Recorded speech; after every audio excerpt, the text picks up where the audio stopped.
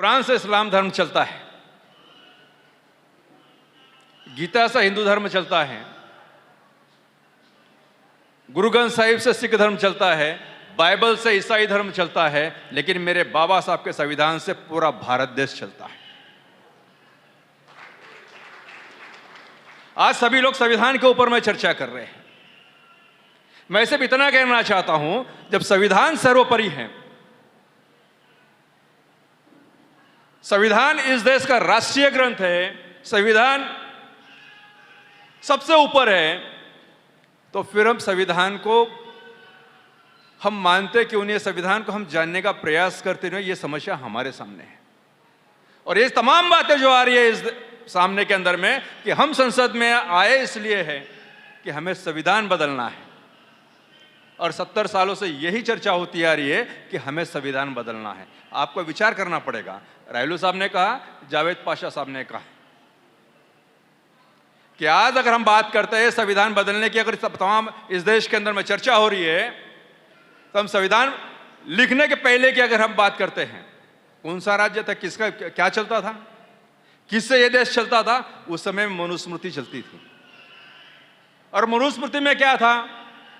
इस देश के ब्राह्मणवादियों का तमाम सुविधा उस देश के अंदर में थी, बाकी किसी को कोई अधिकार ना। तो आप लोगों को, एसटी, एससी, ओबीसी, माइनॉरिटी के लोगों को ना शिक्षा का अधिकार था, ना संपत्ति का अधिकार था, ना सत्ता का अधिकार था, ना शिक्षा का अधिकार था, किसी प्रकार के कोई अधिकार नहीं थे। और ब्राह्मण, यहाँ का ब्राह्मण किसी की महिला के ऊपर में कोई बलात्कार कर दे, आपकी संपत्ति वो जब्त कर ले, किसी का वो मर्डर कर ले, तो उसके ऊपर में किसी प्रकार का कोई एफआईआर दर्ज नहीं होती थी, उसके ऊपर किसी प्रकार का गुनाह दाखिल नहीं होता था। यह इतिहास है। और डॉक्टर बाबा साहब अम्बेडकर ने संविधान लिखा, और वो संविधान 26 जनवरी 1950 को इस देश में लागू हुआ, तो एक झटके के अंदर में जिनकी मोनोपोली चल रही थी, जिनकी हुकूमत चल रही थी, जो जातिवाद चल रहा था, और जो एक ही समाज के लोगों के ऊपर में जहां एकाधिकारशाही चल रहा था, वो तमाम चीजें 26 जनवरी 1950 को संविधान लिखने के बाद में एक झटके के अंदर में इस संविधान ने वो सारी चीजें खत्म कर दी। ये आपको मानना पड़ेगा कि आज आपने देखा कि इस देश के अंदर में चाहे कोई भी हो, रायलू साहब ने बताया, इस देश का अंबानी हो या अदानी हो, उसको भी एक वोट का अधिकार है। इस देश का रिक्शा चलाने वाला हो या मजदूरी करने वाला हो, उसको भी एक वोट का अधिकार है। चाहे महलों में रहने वाला हो या झोपड़ी में रहने वाला हो, उसको भी एक वोट का अधिकार है। और इस देश का राजा भी अपने आप को करोड़पति अरबोपति भी समझता होगा, अगर वो इलेक्शन में भी खड़ा होता होगा तो झोपड़ी के अंदर में जाकर भी उसको वोटों की भीख मांगनी पड़ती होगी। ये अधिकार बाबा साहब ने हमको दिया हुआ है। हमको इस बात को समझना है। आज इस देश के अंदर में जो आबा बाबा जो जेल के अंदर में सड़, चाहे आसाराम बाबा से ले लो, रामपाल बाबा हो, राम रहीम हो, जिनके ऊपर में पहले किसी प्रकार की कोई एफआईआर दाखिल नहीं होती थी, आज संविधान के माध्यम से उन्होंने बलात्कार के केस के अंदर में ये तमाम लोग जेल के अंदर में सड़ रहे हैं, उनकी जमानत नहीं हो रही है। आज भी यहां के कुछ लोग, जब आसाराम के ऊपर आसाराम को अरेस्ट किया गया, तब यहां के कुछ ब्राह्मणवादी, चाहे अटल बिहारी वाजपेयी हो या लाल कृष्ण आडवाणी हो, ये तमाम लोग कह रहे थे कि यहाँ के हमारे धर्मगुरु के ऊपर में अन्याय हो रहा है, उनके ऊपर जुल्म हो रहा है, उनको जेल के अंदर में डाला जा रहा है। लेकिन ये कोई नहीं देख रहा था कि वो क्या कुकर्म कर रहे हैं, कौन सा गलत काम कर रहे हैं, जिसकी वजह से वो जेल के अंदर में जा रहे हैं। उनको रोना आ रहा था, वो है हमारे धर्मगुरु के ऊपर में किसी प्रकार का अन्याय न हो, उनके ऊपर में किसी प्रकार का अत्याचार न हो, उनके ऊपर किसी प्रकार का एफआईआर दाखिल न हो। ऐसी बातें यहाँ के कुछ राजकीय लोग कर रहे थे।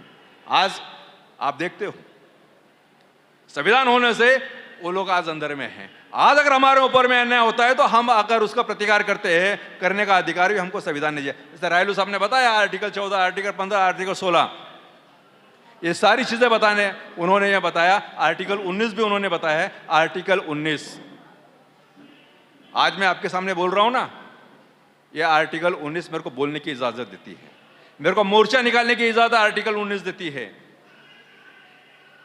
मुझे आंदोलन करने की इजाजत आर्टिकल 19 देता है। अगर इस देश में संविधान बदलने की, अगर संविधान लिखने के पहले सारी इजाजत हमको नहीं थी, संविधान लिखने के बाद में ये सारे हक हमको है। आज संविधान अगर बदलने की बात करते हैं तो ये सारे अधिकार हमसे छीन लिए जाएंगे। ना हमें बोलने का अधिकार होगा, ना हमें आंदोलन करने का अधिकार होगा। जैसे रायलू साहब पिछले वक्त में कहा था कि आज इस देश के अंदर में मजदूर के कायदे, बाबा साहब जब मजदूर मंत्री थे अंग्रेज के कार्यकाल के अंदर में 1935 के अंदर में, जब बाबा साहब ने जो मजदूरों के लिए जो कायदे बनाए, आज तक जितनी भी सरकार बनी 70 सालों की बात करती है, एक भी कायदे मंत्री ने कोई नया कानून नहीं बनाया, हालांकि उस कानून को तोड़ने की बात की। आज मोदी की सरकार भी, बाबा साहब ने 44 कानून बनाए, उसके 4 कानून उसको तोड़कर 4 कानून बनाने की बात कर रहे हैं।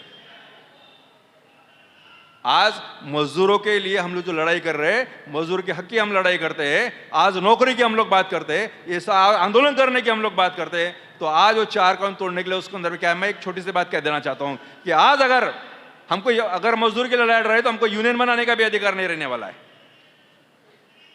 अगर हमको आंदोलन करना होगा तो पहले लेबर कमीशन अगर हमको परमिशन देगा तो हम आंदोलन कर सकेंगे। अगर लेबर कमीशन के पास में केस जाएगी तो लेबर कमीशन के पास में केस जाने के बाद में वो भी लेबर कमीशनर कारखानदार के पक्ष के अंदर में बात करेगा, मजदूर के पक्ष में वो बात नहीं करेगा। और लेबर कमिश्नर 2 महीने तक वो अपने पास में केस रखेगा और उसके बाद में कोई सोल्यूशन नहीं निकला तो कोर्ट में भेजेगा।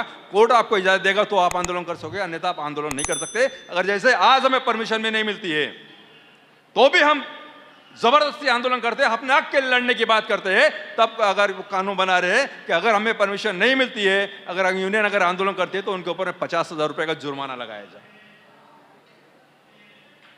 हम अपने हक के लिए भी नहीं लड़ सकेंगे। अगर संविधान जिंदा है तो हम जिंदा है, अगर संविधान मर गया तो हम सारे लोग मरने वाले हैं। इस बात का एहसास हम लोगों को होना चाहिए। आज हम लोग जो बात कर रहे हैं, यहां पे जो मुस्लिम बौद्ध एकता परिषद की बात बनी है, जावेद पाशा साहब कह रहे थे बाकी लोगों को भी इस साथ में लेना चाहिए, रायलू साहब ने भी वही बात कही। ये समिति बनाने परिषद बनाने के लिए हमको 4 साल लगे। हम ओबीसी से बात कर रहे हैं, हम सिख भाई से बात कर रहे हैं, हम अन्य लोगों से भी हम बात करने का प्रयास कर रहे हैं। बोलते तो है कि बात अच्छी है, लेकिन आने के लिए कोई तैयार नहीं है। जब कोई आना ही नहीं चाहता तो फिर हम करें क्या? किसके लिए एनर्जी वेस्ट करें?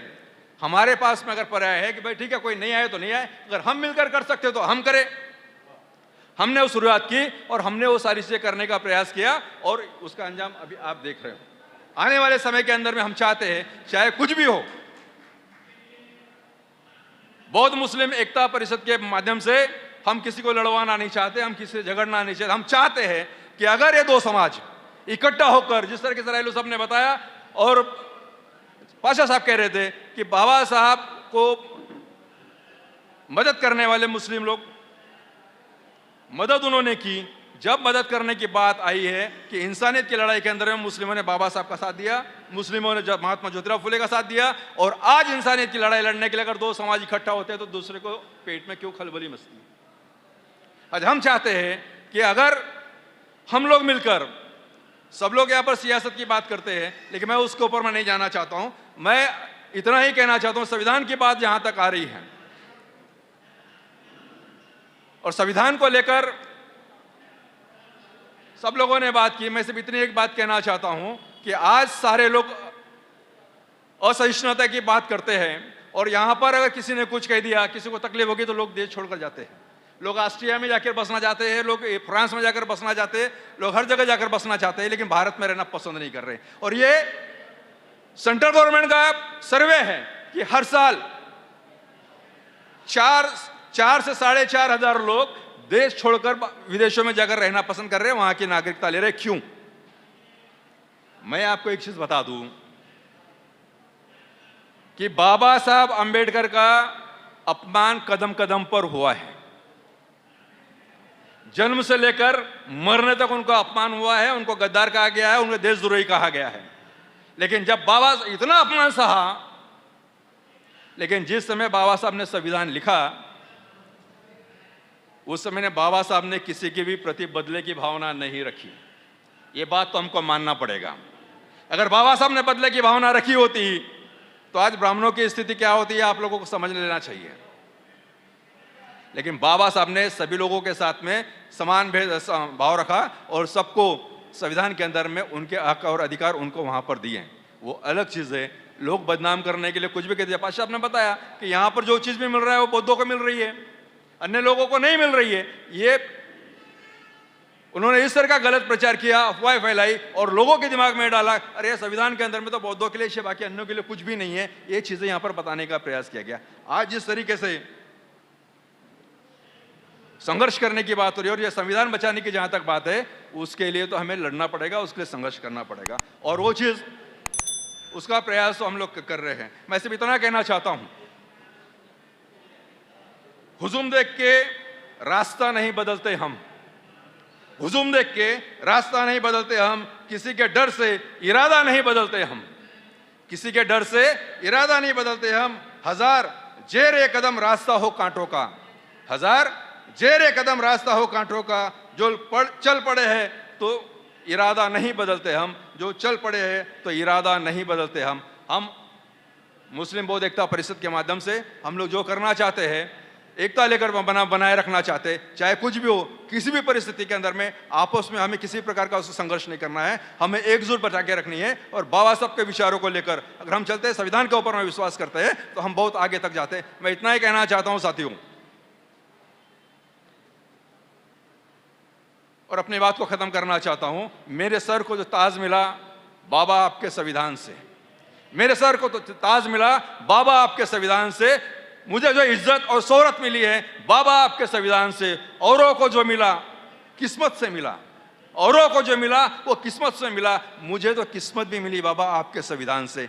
और आज हमें जो कुछ भी मिल रहा है हमें भारतीय संविधान से मिल रहा है, और संविधान हमारी है तो हम जिंदा है, संविधान नहीं है तो हमारे लिए कुछ भी नहीं है। आर्टिकल 25 हम सभी को, सभी धर्म के लोगों को अपने अपने धर्मों के अनुसार आचरण करने की इजाजत देती है, और संविधान नहीं रहेगा वो भी हम लोगों को नहीं मिलेगी। और हमें आज के दिन ये संकल्प कर लेना चाहिए कि चाहे कितने भी संकट आए, संविधान को बदलने की बात करने वाले के नापाक इरादे हम कामयाब नहीं होने देंगे, ऐसा संकल्प आज के दिन हमें करना चाहिए। इतना ही कहता हूं और अपने शब्दों का ही विराम देता हूं। जय भीम।